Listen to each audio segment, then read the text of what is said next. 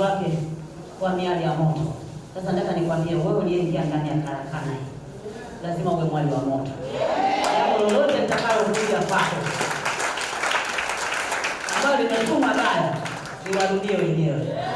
Wewe ukajigeuze kwa mwali wa moto.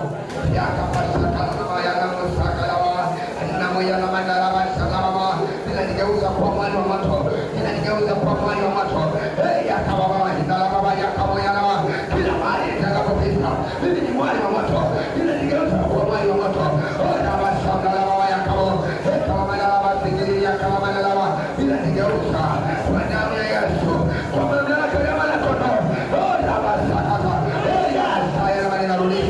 Ninarudisha kwa mamlaka ya Mwana-Kondoo. Narudisha kila malipizi na visasi kwa mamlaka ya damu ya Yesu. Ninarudisha kwa damu ya Yesu. Ninarudisha kila mpango wa adui. Ninarudisha kwa Mwana-Kondoo kila mauti, kila magonjwa, kila hatari. Ninarudisha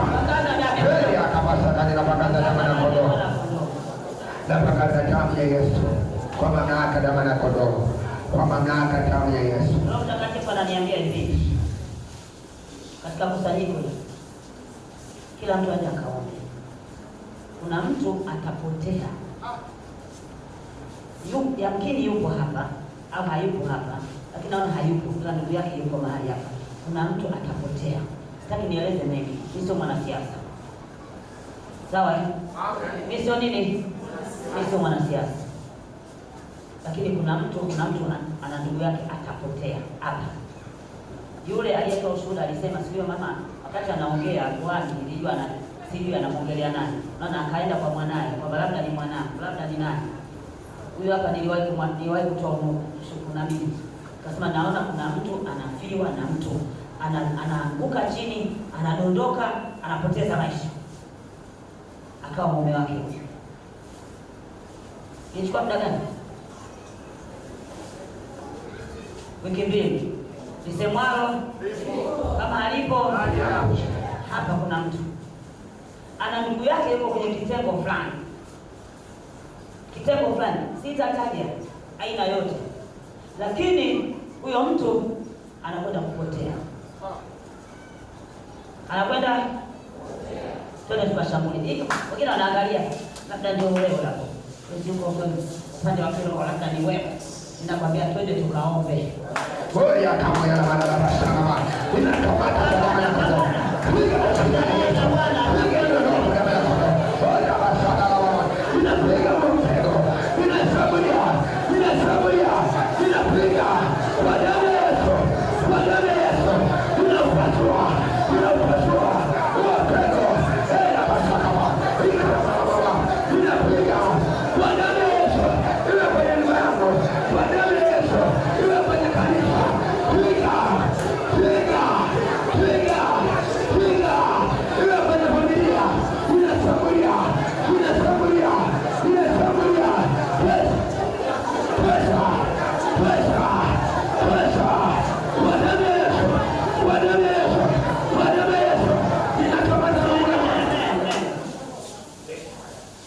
Kamwambia mume wako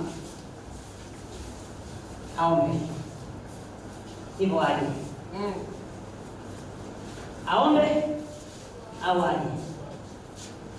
Naona kwa ajili yako wewe kuna mtu kazini kwao atapatwa na jambo baya. Ilikuwa leo la kwake, lakini kwa sababu ya wewe umesimama mbele za Bwana, kuna mtu kazini kwao atapatwa na jambo baya, pamoja na kwamba ni kazi ambayo wengine hatujui pa kuingilia wala pa kutokea, lakini aliona hilo jambo.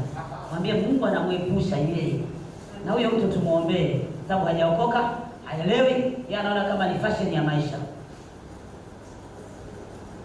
hata mwenyewe hajajua.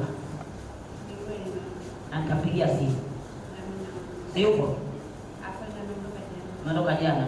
bila kuniona, bila hata kuniandikia hata SMS. Nipo na namtafuta. Basi nitampigia mwingine. Sawa eh? Jamani, muda wetu umeenda. Kesho Jumapili itakayokuja watu watuende, tumekaa mpaka saa 8.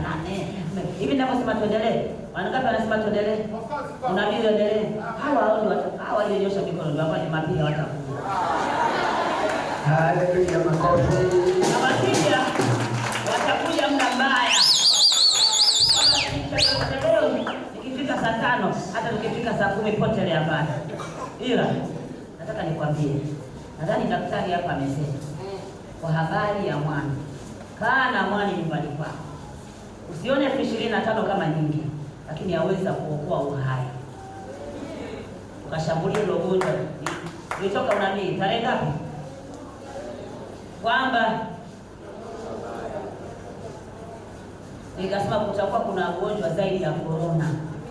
Nikasema naona kama corona, si Ebola, si nini, lakini ile gonjwa litakuwa katikati ya haya magonjwa mawili. Na litamaliza sana watu. Watu wakapiga makofi. Tukaishia hapo hapo.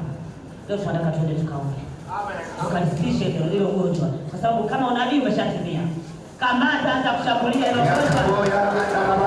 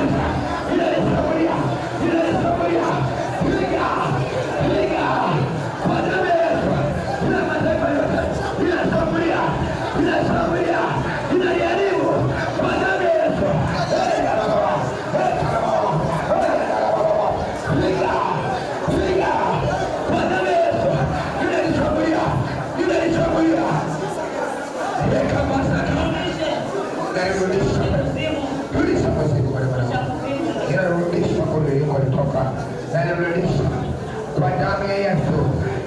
Abasakala baba. Kala mama ya mama saya baba.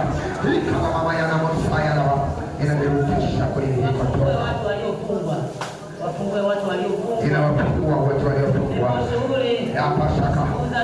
Na moya na mama. Kala madala basakala wane na wafungua. Tunawafungua kwa damu ya kondoo. Kila